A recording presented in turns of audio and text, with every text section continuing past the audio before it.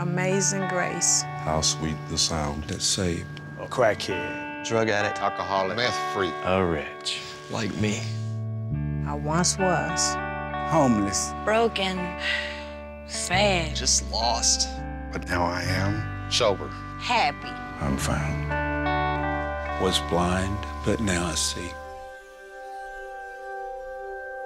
Every day, shattered lives are restored, thanks in part to the good works of the Salvation Army and everyone sitting in this room today. It is with your generous gifts and by God's grace that one of our own, Delora Evans, has triumphed. Her long journey from harsh streets to sure sobriety is a true testament of doing the most good. To know Delora today, it's hard to imagine her homeless and an addict.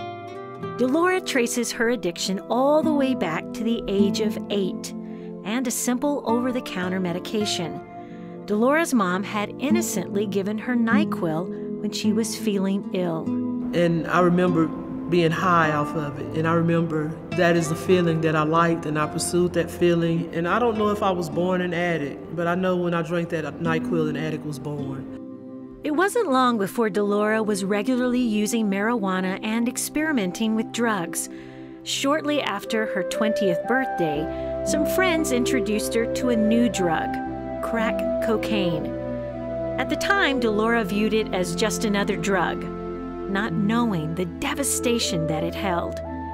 She quickly went from habitual marijuana smoker to full-on crack addict. Although Delora was now the mother of 3, her addiction had taken its toll, and she had lost her home. Problems with family and the law soon followed. In 1988, Delora was arrested for selling cocaine to an undercover police officer. As a first-time offender, she was given 5 years probation and then released. But I was an addict. So when they let me out, I just did what addicts do. I started back using, and I violated the probation. And 9 months later, I was arrested, and then I got the suspended sentence. Delora was sent to prison for 21 months.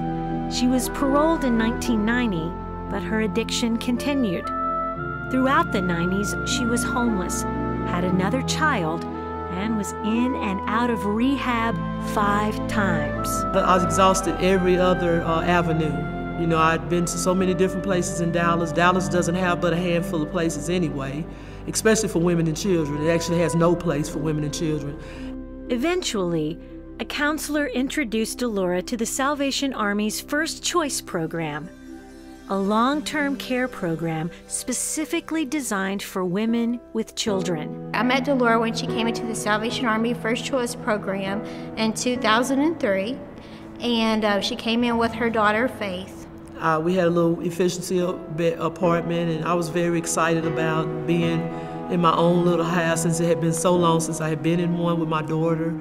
And we were received very warmly. I mean, it was a family-oriented place, women and children. And it's a simulated real life. And so we started ground zero, and we teach the mothers how to basically do everything from getting up in the morning to taking their medication to planning a budget, in addition to intense chemical dependency counseling. So with Delora, I think it was that she had had enough, and the one thing that was missing from her past experience was the structure that the Salvation Army had, because our program is holistic in nature.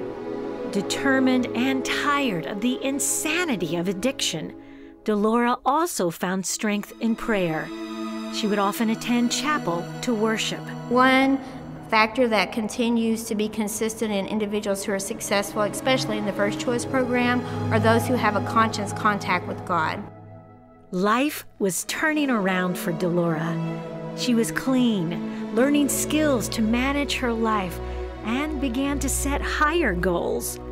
5 months into the First Choice program, Delora enrolled at the local community college. There, she made straight A's. After earning her associate's degree, Delora enrolled at the University of North Texas to pursue her bachelor's degree in rehabilitation studies.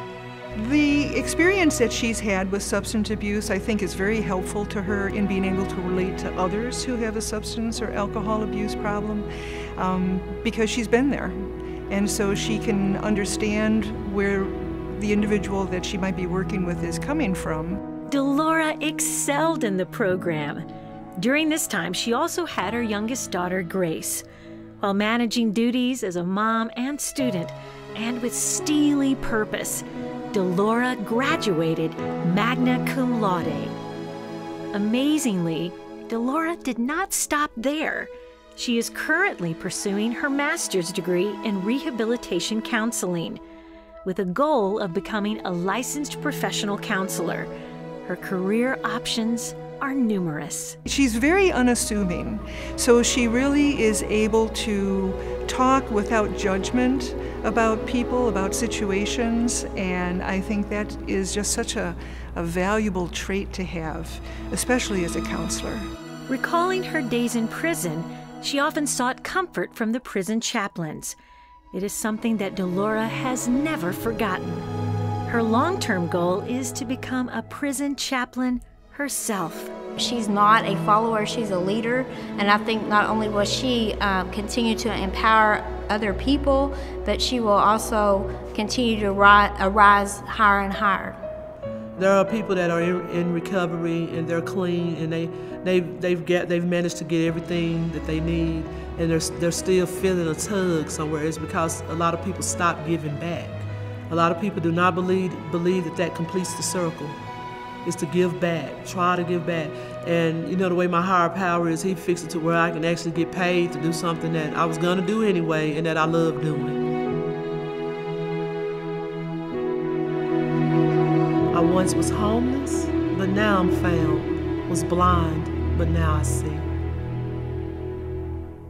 Ladies and gentlemen, a soul healed, a life restored. Delora Evans.